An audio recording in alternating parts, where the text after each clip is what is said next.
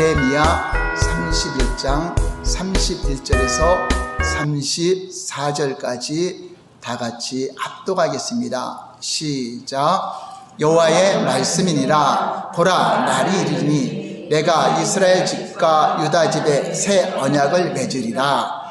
이 언약은 내가 그들의 조상들의 손을 잡고 애굽 땅에서 인도하여던 내던 날에 맺은 것 같이 아니할 것은 내가 그들이 남편이 되었어도 그들이 내 언약을 깨뜨렸음이라. 여호와의 말씀이니라. 그러나 그날 후에 내가 이스라엘 집과 맺을 언약은 이러하니 곧 내가 나의 법을 그들의 속에 두며 그들의 마음에 기록하여 나는 그들의 하나님이 되고 그들은 내 백성이 될 것이라. 여호와의 말씀이니라. 그들이 다시는 각기 이웃과 형제를 가리켜 이르기를 너는 여호와를 알라 하지 아니하리니 이는 작은 자로부터 큰 자까지 다 나를 알기 때문이라. 내가 그들의 악행을 사하고 다시는 그 죄를 기억하지 아니하리라. 여호와의 말씀이니라. 아멘. 오늘 말씀은 새 언약의 삶, 신약의 삶에 대해서 함께 은혜를 나누겠습니다. 하나님은 우리와 언약의 관계로서 우리를 부르십니다. 구약시대의 그 언약을 옛 언약, 하나님과 이스라엘 백성들과 맺은 언약이라고 하고, 또 예수님의 피로 말미암아 새로운 언약을 세우셨는데 이것을 신약이라고 하는 것입니다. 그래서 오늘날 예수 그리스도로 말미암아 이제 예수 그리스도를 믿고 주님 앞에 들어온 교회는 신약 시대의 언약을 맺은 것입니다. 저와 여러분들은 새 언약의 백성이라고 말을 하는 것입니다.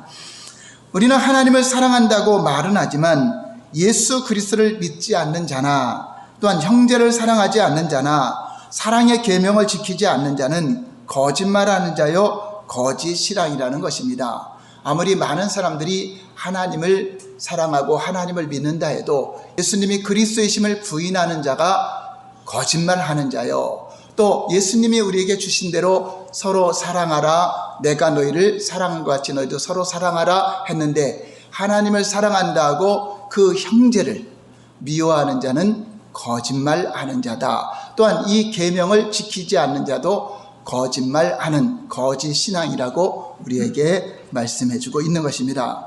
그러므로 우리는 하나님 말씀의 다른질로 우리 자신을 분별하고 또 사람들도 분별을 해야 됩니다. 요한일서 4장 20절 볼까요? 시작. 누구든지 하나님을 사랑하노라 하고 그 형제를 미워하면 이는 거짓말하는 자니 보는 바 그 형제를 사랑하지 아니하는 자는 보지 못하는 바 하나님을 사랑할 수 없느니라. 여기서의 형제는 예수 그리스도의 핏값으로 우리를 산 하나님의 교회, 예수님의 몸된 교회 형제 자매를 말하는 것입니다. 그래서 우리 교회는 예수님의 핏값으로 산 예수님의 몸이기 때문에 다 예수님처럼 정귀하게 존중해주고 대접을 하는 것입니다. 우리가 하나님을 섬긴다 할 때 보이지 않는 하나님을 어떻게 섬기겠습니까? 보이는 교회를 섬기는 것이 하나님을 섬기는 거예요. 교회를 지극히 작은 자 한 사람을 사랑하는 것이 예수님께 하는 것이고, 한 사람을 무시하는 것이 바로 예수님을 무시하는 것이요 모독하는 것이죠. 그래서 저와 여러분들은 우리 인사할 때 당신은 보배롭고 존귀한 분입니다. 왜냐? 예수님이 핏값으로 산 그 예수님의 값을 치른 존귀한 자들이기 때문에 예수를 믿는 형제 자매는 지극히 작은 자라 할지라도 존귀한 자입니다. 그리고 예수님의 몸이기 때문에 여러분들이 한 영혼 한 영혼을 섬기는 건 누구를 섬기는 거죠? 바로 예수님을 섬기는 것 같아요. 그래서 형제에게 노하는 자나 형제에게 나가라, 미련한 놈, 나쁜 놈 이렇게 말하는 자는 지옥불에 들어가리라 하는 것은 바로 하나님을 모독하는 것이기 때문에, 그래서 이것은 우리가 어떤 말로도 우리가 그 형제를 욕하고 또 진노하고 하는 것은 용납이 될 수 없는 것입니다.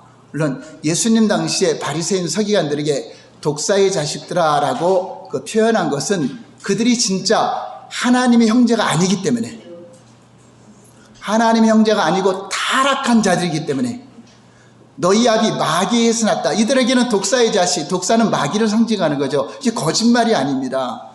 너희 아비 마귀에서 났기 때문에 마귀의 자식이라고 말한 것은 그건 형제에게 노하고 형제에게 욕한 것이 아니죠.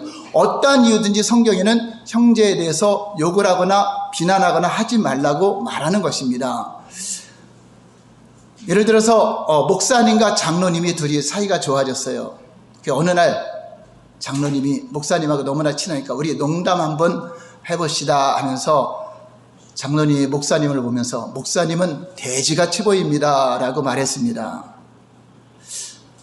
목사님도 좀 농담 좀 하시죠. 그랬더니 목사님이 장로님 보고 장로님은 예수님처럼 보입니다 라고 말했습니다. 아니 농담을 하지 않으니까 왜 그렇게 말합니까? 그러니까 돼지 눈에는 돼지처럼 보이는 거고 예수님의 마음을 가진 사람은 예수님처럼 보이는 것입니다. 자, 이게 진짜 농담이죠. 그리스도인들은 누구의 마음을 가졌죠? 예수님의 마음을 가졌기 때문에 형제나 자매를 보면 다 누구처럼 보여야 돼요? 예수님의 거룩한 성품으로 봐야 되는데 그 형제를 나쁜 놈, 어떤 욕을 한다는 것은 바로 예수님을 욕하는 것이요. 모 눈에는 모만 보이기 때문에 그러한 언어를 하는 것입니다. 그래서 어떤 목사들이 어떠한 이유든지 욕을 하는 것은 그것은 정당화가 될 수 없습니다. 물론 세상 사람들이나 마귀에게 속하여 타락한 자들에게는 너희는 마귀의 자식이다, 독사의 자식, 얼마든지 할 수 있습니다. 그거는 거짓말이 아니라 진실이기 때문에. 그러나 형제들에게 예수님의 핏값으로 산 형제는 절대로 여러분들이 욕을 하거나 노하거나 진노하는 것을 멈춰야 됩니다. 이것은 하나님을 모독하는 것이죠. 하나님의 자녀를 무슨 자식이라고 한다면 그 아버지를 모처럼 보는 것이기 때문에 아버지를 욕하는 것입니다. 그래서 우리는 다 존중해야 됩니다. 우리 다시 한번 인사할까요? 당신은 보배롭고 존귀하신 분이십니다. 보배롭고 존귀하신 분이십니다. 다시 한번 예수님처럼 섬기겠습니다. 예수님처럼 섬기겠습니다. 예수님처럼. 그러면 이거 잊지 마셔야 돼. 어떤 목사라 할지라도 욕하는 거 정당화시킨다. 그 거짓말에 속지 마시기 바랍니다. 절대로 형제에게는 욕하는 것이 아닙니다. 같은 목사들끼리 욕하는 것이 아닙니다. 그것은 자기가 거짓말하는 자라는 증거를 우리에게 보여주는 것입니다. 어떤 이유에든지 목사님이나 성도들에게는 절대 함부로 말하지 말고요. 뭐 죽일 놈, 아니 하나님을 살리기를 원하고 다 세상 사람도 악인도 죽는 거 원치 않는다고 성경은 증거하고 있는 걸 볼 수 있습니다. 세상에서도 사람들은 많은 사람들이 보기에 선한 일을 하는 것을 가장 목적이라고 생각해요. 그래서 안 믿는 사람들도요, 구제를 하고 또 남을 돕기도 하고 그것이 가장 자기가 잘 사는 거라고 생각해요. 근데 하나님의 목적은 내가 선한 일을 하고 내가 많은 걸 도와준다 해서 구원을 받을 수 있습니까? 절대로 안 돼요.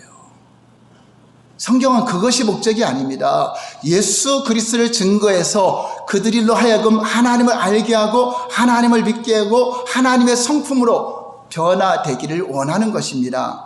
우리의 신앙은 세상 사람들이 보기에 어떤 선한 일을 하기 위한 목적을 위해서 우리가 교회에 모인 것이 아닙니다. 우리의 신앙은 철저하게 하나님 말씀에 기초된 삶을 살아가야 되는 것입니다.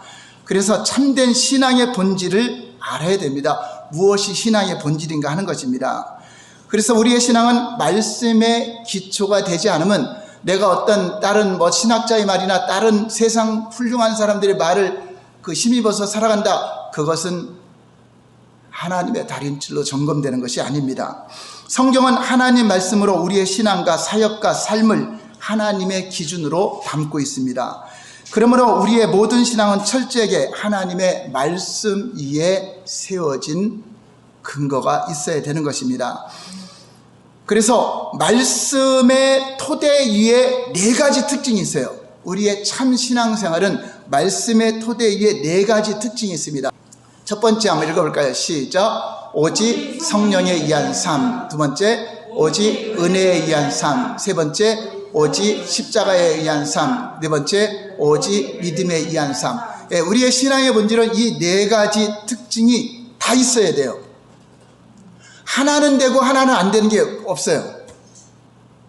나는 오직 성령에 의한 삶을 산다. 나는 말씀도 상관없다. 은혜도 상관없다. 믿음도 상관없다. 그건 잘못돼요. 신비주의로 빠져요.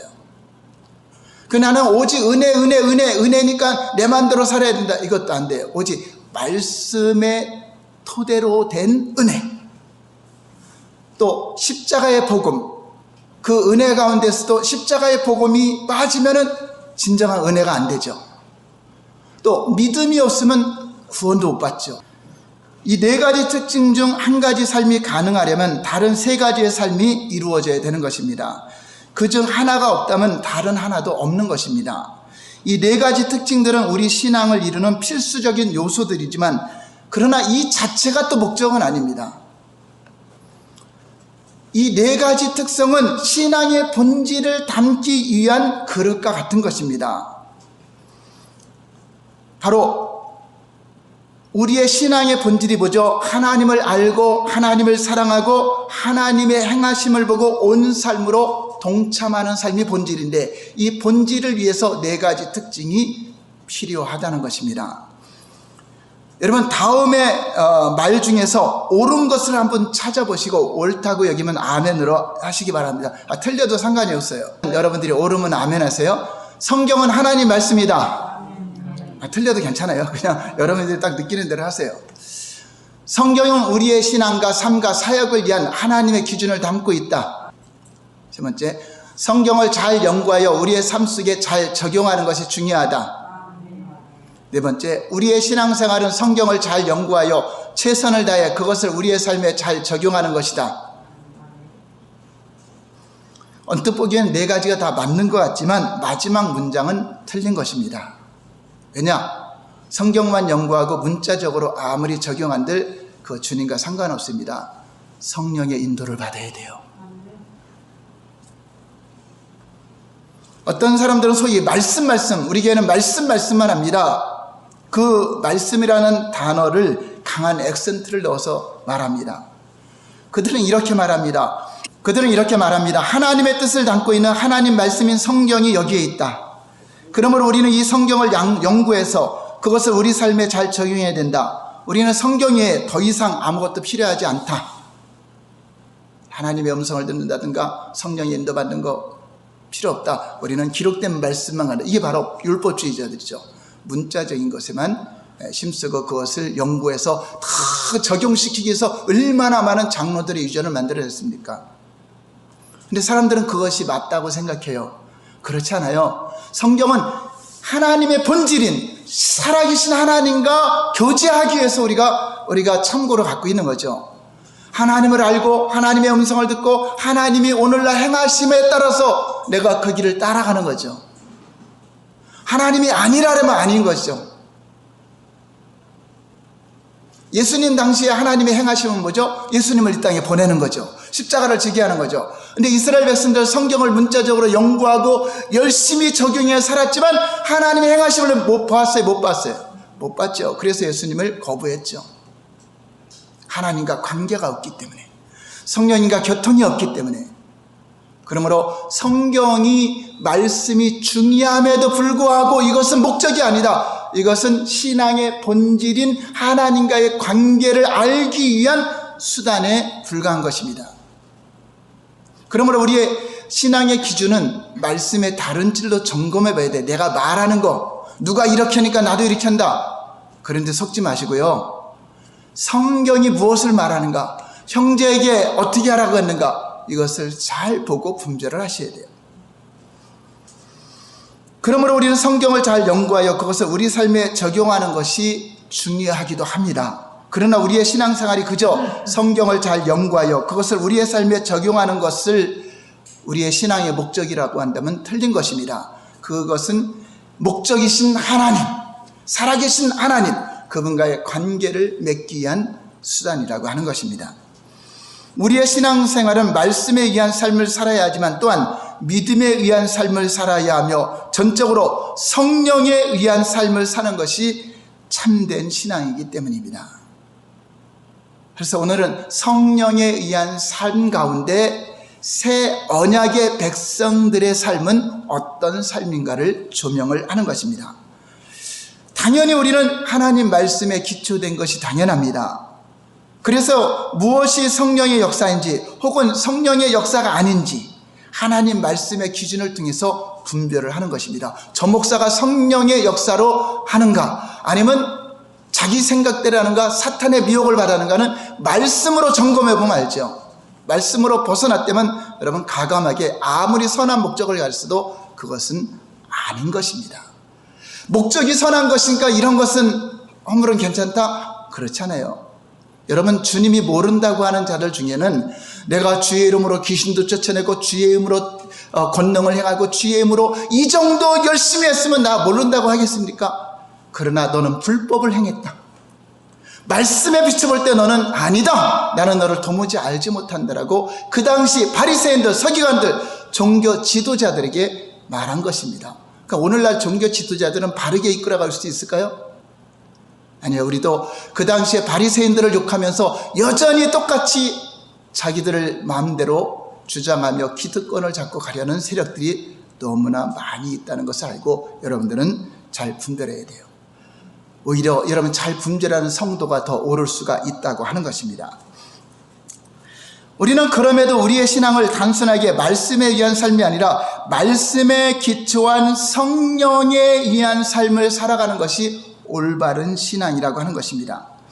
그래서 우리의 신앙을 구약시대의 삶과 새 언약, 신약시대의 삶을 비교해 보면 알 수가 있습니다. 첫 번째는 구약의 삶, 이것은 문자에 의한 삶, 말씀에 기록된 문자에 의한 삶, 돌판에 기록된 것을 보고 살아가는 거죠. 하나님의 말씀인 성경을 잘 연구하여 그것을 우리 삶에 적용하여 최선을 다해서 의롭게 살려는 것, 그것이 바로 구약의 삶이었습니다. 고린도후서 3장 6절 볼까요? 이 구약의 율법의 조문대로 살아가는 자들이 어떤 자들인가? 시작. 또한 우리를 새 언약의 일꾼 되기에 만족하게 하셨으니 율법 조문으로 하지 아니하고 오직 영으로 함이니 율법 조문은 죽이는 것이요 영은 살리는 것입니다. 여기서의 영은 모두 성령이라고 번역할 수 있는 단어들입니다. 성령은 살리는 것이다.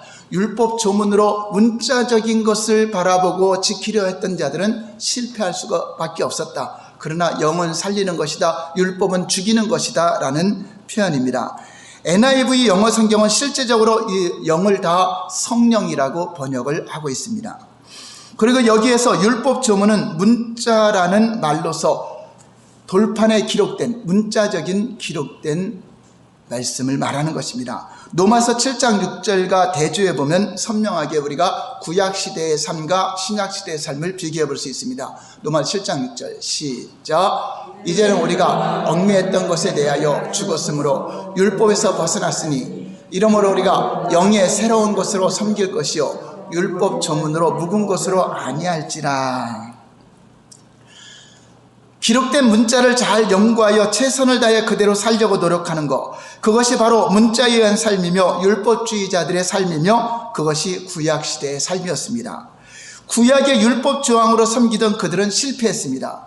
이렇게 하나님과 언약을 맺었던 그들은 하나님의 뜻을 깨닫지 못하고 그 문자만 연구하고 문자들만 살다가 하나님과의 관계는 잃어버리고 하나님을 사랑하고 하나님의 음성을 듣고 하나님의 인도하는 것은 거부하고 기록된 문자만을 연구하고 믿음도 없이 사랑하는 것도 없이 그대로 율법적으로 순종하다가 그들은 실패했던 것을 볼 수 있습니다. 그래서 하나님은 새 언약의 백성들을 만들리라고 말씀한 것입니다. 예레미야 31장 오늘 본문 31절 32절 볼까요? 시작. 여호와의 말씀이니라. 보라 날이 이르니 내가 이스라엘 집과 유다의 집에 새 언약을 맺으리라. 이 언약은 내가 그들의 조상들의 손을 잡고 애굽 땅에서 인도하던 날에 맺은 것과 같지 아니할 것은 내가 그들의 남편이 되었어도 그들이 내 언약을 깨뜨렸음이라. 여호와의 말씀이니라.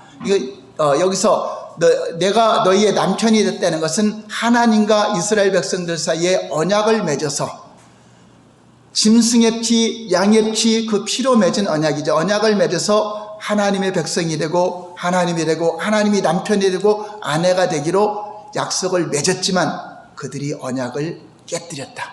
지키지 못하였고 하나님이 원하는 의도와 상관없이 실패했던 걸 볼 수 있습니다. 여기서 내 언약을 깨뜨렸다는 말씀에서 이 언약은 구약의 옛 언약, 그리고 성경은 구약, 신약, 옛 언약, 새 언약으로 나누어져 있는 것입니다. 그 언약에서 하나님은 그들의 남편이 되었습니다. 그만큼 하나님은 그들에게 가까이 오셨다는 말씀입니다. 그러나 이스라엘 백성들은 그 언약을 파기하고 하나님의 의도를 깨닫지 못했습니다. 사람아, 하나님이 원하는 것이 무엇인지 아느냐? 인자, 서로 사랑하며 하나님의 사랑을 실천하며 하나님의 얼굴을 구하며 하나님을 아는 것, 그것이 하나님이 원하는 것이 아니냐? 이것을 알지 못했습니다. 이처럼 구약의 삶은 실패한 것으로 우리에게 기록되어 있습니다. 그래서 하나님은 새 언약을 세우실 것을 약속하고 있습니다. 그럼 구약이 왜 실패했습니까? 구약이 실패한 이유는 하나님 말씀에 있지 않고 하나님 말씀이 원하는 의도를 깨닫지 못한 것입니다. 하나님 말씀은 온전하고 거룩합니다. 그럼 문제는 사람에게 있습니다. 사람이 타락하여 그 속에 선한 것이 하나도 없기 때문에 하나님이 말씀하신 율법을 다 지킬 수는 없는 것입니다. 그래서 우리 인간에게는 은혜가 필요한데 이 은혜를 사모하고 믿음으로 주께 나와야 되는데 자기들이 율법을 지킴으로 그 자신의 선행과 의로 하나님께 나오려고 했기 때문에 실패를 가져왔고 결국은 그 율법으로는 살리는 것이 아니라 정죄를 받아서 율법으로 정죄를 받아서 결국 죽이는 법이 됐던 걸 볼 수 있습니다. 그러므로 하나님 말씀을 잘 연구하여 최선을 다해 우리 힘으로 그대로 살려고 노력하는 것, 그것이 바로 구약시대의 삶이었다는 것입니다. 그리고 반드시 이것은 실패하게 된다. 오늘날에도 그렇습니다. 하나님과의 관계, 하나님을 두려워하지 않고 하나님의 음성과 하나님의 명령에 앞에 떨지는 않고 하나님이 기록된 말씀 앞에 떨어야 되는데 아주 담대하게 그냥 말씀을 거역하고 그냥 교만하게 그냥 말씀을 초월하는 말을 하면서도 깨닫지 못하는 그들이 자기들이 원하는 말씀만 주장하는 것들은 결국은 하나님 보시기에 합당치 않다고 하는 것입니다. 바리새인들처럼 정해놓은 몇 가지 규칙들을 지킬 수 있을지는 몰라도 절대로 그 중심에서 근본적인 변화를 받을 수 없고 하나님 관계를 가질 수 없는 것입니다. 여러분들이 진정으로 성령 안에서 근본적인 변화를 일으키면요 하나님의 사람들을 존귀하게 여기게 되어 있습니다. 예수님처럼 대하게 되어 있습니다. 그렇게 섬기게 되어 있습니다. 이것은 기본이잖아요. 그래서 우리는 예수 믿고 나서는 함부로 나쁜 말 못하잖아요. 왜냐하면 하나님 앞에 살기 때문에 그렇습니다. 만약 우리가 우리의 힘으로 하나님 말씀을 다 지킬 수 있었다면 예수님의 십자가가 필요가 없었을 것입니다. 그런데 오늘날 많은 성도들은 신약시대에 살고 있으면서도 구약의 삶을 살려고 노력합니다. 즉 이미 실패한 삶을 다시 노력하려고 다시 율법주의로 들어가고 하나님 관계는 다 무시하고 터부시하고 하나님을 두려워하거나 하나님 말씀에 떠오는 것은 없이 그냥 성경만 연구해서 그 많은 그 성경적 지식으로 설교하고 지식으로 살아가려고 하고 있다는 것입니다. 자, 하나님이 그런 약속한 신약시대의 삶은 어떤 삶인가 하는 것입니다. 두 번째 볼까요? 새 언약의 삶은 성령에 의한 삶이다 하는 것입니다.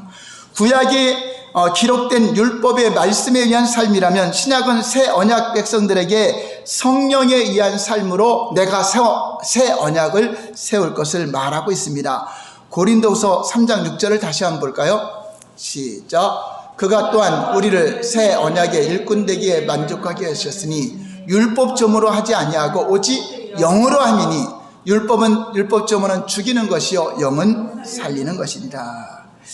신약의 특징을 한마디로 어떻게 표현하고 있죠? 바로 영으로 인도받는 삶, 성령으로 인도받는 삶이 신약시대의 특징이라고 하는 것입니다. 그러니까 성령은 사람을 죽입니까 살립니까? 살리는 일을 하는 겁니다. 죽일 놈이 아니라 다 살릴 놈입니다. 성령님은 다 살리는 것입니다. 세상에 있는 악인도 다 살리기를 원하고 성경은 분명히 하나님은 악인이 죽는 거 기뻐하지 않는다. 다 살리기를 원한다고 말씀하고 있습니다. 사도 바울은 새 언약의 특징을 한마디로 성령에 의한 삶임을 말하고 있습니다. 여기서의 영은 성령을 가리킵니다. 특히 이 구절은 구약의 삶과 신약의 삶을 대주에서 말씀하고 있습니다. 그래서 구약이 문자에 의한 삶으로 실패한 삶이라면 신약은 성령에 의한 삶으로 살리는 삶을 사는 것입니다. 새 언약의 특징으로는 하나님의 법을 하나님의 백성들에게 주는데, 전에는 문자적으로 돌판에 주었지만 이제 성령의 시대는 성령께서 우리 안에 마음판에 말씀을 새기게 한다. 오늘 본문이 그 말씀입니다. 예레미야 31장 33절 볼까요? 시작. 그러나 그날 후에 내가 이스라엘 집과 맺을 언약을 이러하니 곧 내가 나의 법을 그들의 속에 두며 그들의 마음에 기록하여 나는 그들의 하나님이 되고 그들은 내 백성이 될 것이라 여호와의 말씀이니라. 전에는 기록된 문자의 그 돌판에 기록했지만 율법을 이제는 우리 마음속에 새긴다. 자, 이건 굉장히 중요한 말씀입니다. 무슨 말입니까? 살이지 않지 말라, 도적질하지 말라, 또 내 이웃의 아내를 탐하지 말라, 내 부모를 공경하라. 이 기록된 말씀은 내가 겉으로 보고 우리 안으로 받아들이는 거죠. 자, 그런데 우리 안에 기록되는 것은 우리 마음속에 살인하지 않는 마음을 주는 거고, 우리 마음속에 미워하지 않는 마음을 주는 거고, 우리 마음속에 도적질하고자 하는 마음을 주는 것이 아니라 그 도적질하지 말라는 마음을 줘서 겉으로만 살인하지 않고 겉으로만 도둑질하지 않고 겉으로만 지키는 것이 아니라 이 마음에서부터 나온 것이 열매가 되어야 된다고 하는 것입니다. 그러므로 여러분 안에 사랑하라는 계명이 기록되어 있고, 여러분 안에 온유와 겸손이 기록되어 있고, 여러분 마음 안에 우리 예수님을 통해서 예수님의 성품이 기록되어 있으면 그것이 나오는 것이 정상이죠. 그러나 잘못된 것이 기록되어 있으면, 사단의 성품이 기록되어 있으면 미워하는 것, 정죄하는 것, 저주하는 것, 이것이 나오게 돼 있다고 하는 것입니다. 고린도후서 1장 21절 22절 볼까요? 시작. 우리를 너희와 함께 그리스도 안에서 굳건하게 하시고 우리에게 기름을 부으신 이는 하나님이시니. 우리는 그리스도 안에 서는 것이 우리의 결단과 노력으로 자신에게 있다고 생각을 합니다. 그러나 성경은 그렇지 않습니다. 성경은 이 모든 것들이 우리 안에 우리를 하나님 앞에 세우고 하나님의 자리를 세우는 것이 하나님이 하시는 것이다. 전적으로 우리의 노력으로 되는 것이 아니라 하나님이 세우신다고 말하고 있습니다. 그렇습니다. 우리를 그리스도 안에 세우시는 분은 하나님이십니다. 우리의 구원은 칭의, 성화, 그리고 영화의 세 가지 측면을 가지고 있습니다. 의롭다 하심, 또 성화되는 과정, 그리고 천국에 들어 영화로운 몸으로 천국에 들어가는 것. 자, 우리 힘으로 돼요? 하나님의 은혜로 돼요? 하나님께서 하신다고 하는 것입니다. 칭의라고 하는 것은 예수님을 구주로 영접하는 순간 하나님 앞에서 의롭게 되어서 하나님의 자녀되는 것을 말하고, 성화는 그리스도의 형상으로 변화되는 것을 말하고, 내가 그리스도의 형상으로 그리스도의 성품으로 변화되는 것, 또 영화는 주님이 다시 오실 때 영화로운 몸으로 변하여 그분 앞에 서는 것을 말합니다. 그런데 이 세 가지 측면 모두 전적으로 하나님이 하시는 일입니다. 그러므로 내 의가 있어요, 없어요? 없어요. 내 자랑은 아무것도 없는 것입니다. 오직 하나님의 은혜로 살아가는 것 뿐입니다. 그것은 우리의 일이 아닙니다. 하나님이 하시는 것입니다. 그것들을 우리 힘으로 이루려고 했을 때 그것이 율법주의고 실패할 수밖에 없다고 하는 것입니다. 그래서 칭의와 영화에 대해서는 그것이 하나님의 일이라는 것을 우리가 잘 알고 있습니다. 그러나 많은 사람들은 성화는 우리의 일이다, 우리가 노력으로 성화가 된다, 그렇게 생각합니다. 그렇지 않습니다. 성화는 성령님이 우리 안에 계신 사람만 되는 것입니다. 노력으로 성화가 안 됩니다. 어떻게 마귀의 형상을 가진 사람이 하나님의 성품으로 변화되겠습니까? 하나님의 성령이 우리 안에 계셔야 언어도 성화가 되고 마음도 성화가 되고 삶도 성화가 되는 것이 당연합니다. 나는 원래 성격이 이래. 아니에요. 그거는 안 바뀐 거죠. 바뀌어야 돼요. 그대로 있어야 돼요. 자기 성격대로 해야 돼요. 변화돼야 돼요. 하나님의 성품으로 변화되는 것이 올바른 것입니다.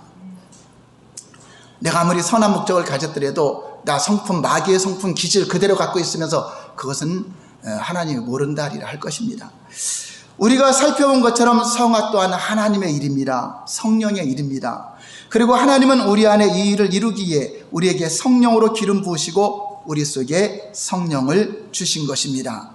다시 말해서 우리의 거듭남에서부터 영화까지 우리의 모든 신앙생활은 전적으로 성령께서 이루시는 삶이라고 하는 것입니다. 이렇게 볼 때 구약에서 새 언약의 특징으로 하나님의 법을 우리 속에 두며 우리 마음에 기록할 것이라고 하신 것은 우리 안에 성령으로, 영으로 기록한다는 것입니다. 우리 마음판에 성령께서 우리 마음판에 사랑하라, 미워하지 말라, 용서하라, 용납하라, 이것을 기록한다는 것을 말하고 있습니다. 그러므로 새 백성은요, 새 언약의 백성은 실존하시는 성령님과 교통하며 교제하는 것이 필수적인 일이라고 하는 것입니다. 그래야 하나님을 두려워하고요, 함부로 말하지 않고 함부로 형제에게 진노하거나 판단하지 않고 욕하지 않게 되는 것입니다. 우리의 협조가 필수적입니다. 그것은 내가 동의해야 된다는 거죠. 하나님이 이 말씀을 주셨더라도 내가 거부하고 계속 거부하면 하나님은 근심할까 안 할까요?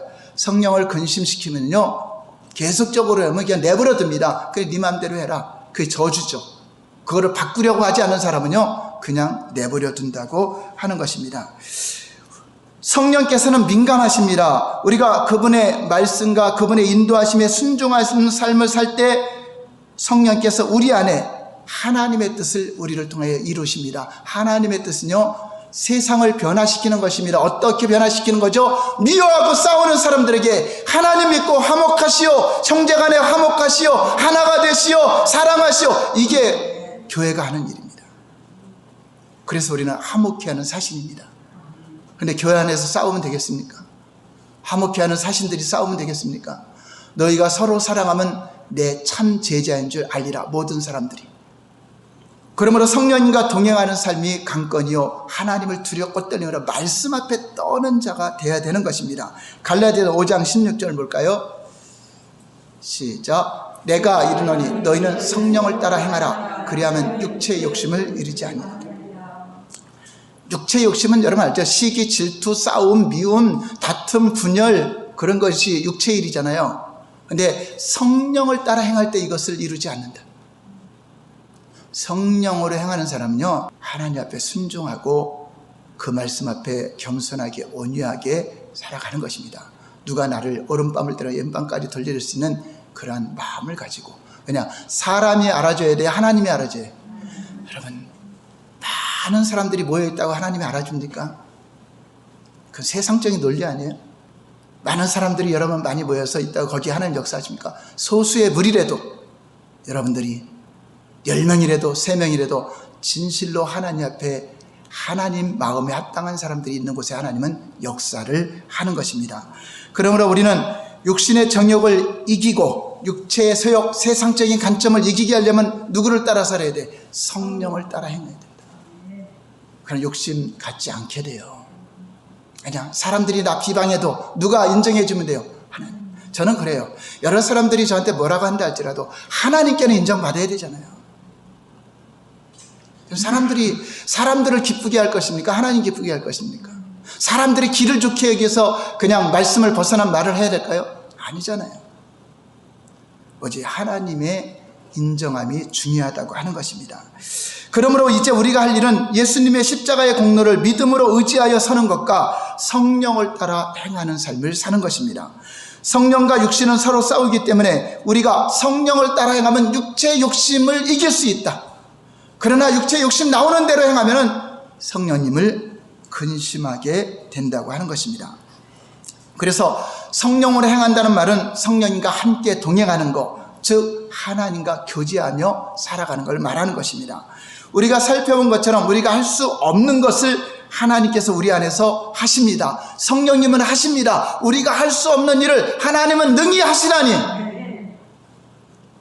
성령이 오시면 너희가 내가 하던 일을 할 것이요 나보다 더 큰 일도 하리라. 이는 내가 아버지께로 감이라. 바로 예수님의 일을 하는 것입니다. 복음을 전하고 세상을 변화시키고 세상 사람들이 미워하고 싸우고 다투는 그런 마귀 영상에서 하나님의 형상으로 사랑하고 하나님과 화목하고 형제간에 화목하고 그렇게 바꾸는 것이 교회의 존재 목적이라고 하는 것입니다. 그러므로 성령님은 우리가 구속의 날 영화로운 몸을 입을 때까지 떠나지 아니하시고 함께 하신다고 했습니다. 인정하시고 따라가는 것입니다. 그러나 반면에 성령님을 반복적으로 근심케 하고 말씀을 초월하게 되면 우리는 이제 우리 스스로의 힘만으로 그날에 이르도록 열심히 수고하며 살아야 될 것입니다. 그리고 그 결과는 생명이 아니라 파멸이 될 것입니다. 그러므로 성경은 감히 성령을 근심케 하지 말라고 강하게 경고하고 있습니다. 에베소서 4장 30절 볼까요? 시작. 하나님의 성령을 근심하게 하지 말라. 그 안에서 너희가 구원의 날까지 인치심을 받았느니라. 예수님은요, 승천하면서 성경책 한 권을 남겨두고 가신 것이 아닙니다. 바로 우리에게 보혜사 성령님을 보내주셨고 예수님의 몸을 남겨놓은 겁니다. 바로 내 말씀대로 순종하고 따르는 내 제자들이 바로 내 몸이다, 내 형제다, 내 자매다. 그래서 교회를 남겨둔 것입니다. 교회는 건물이 아니라 우리 예수님의 지체입니다. 그러므로 예수님의 몸, 지극히 작은 자기 한 것이 내게 한 것이기 때문에 우리 성도들을 노엽게 해야 돼요, 안 해야 돼요? 성도들을 미워해야 돼요, 안 해야 돼요? 성도들을 사랑해야 되겠죠? 섬겨야 되겠죠? 누구처럼? 예수님처럼 조건을 따져야 돼. 우리 그리스도의 사랑으로 무조건 사랑해야 돼.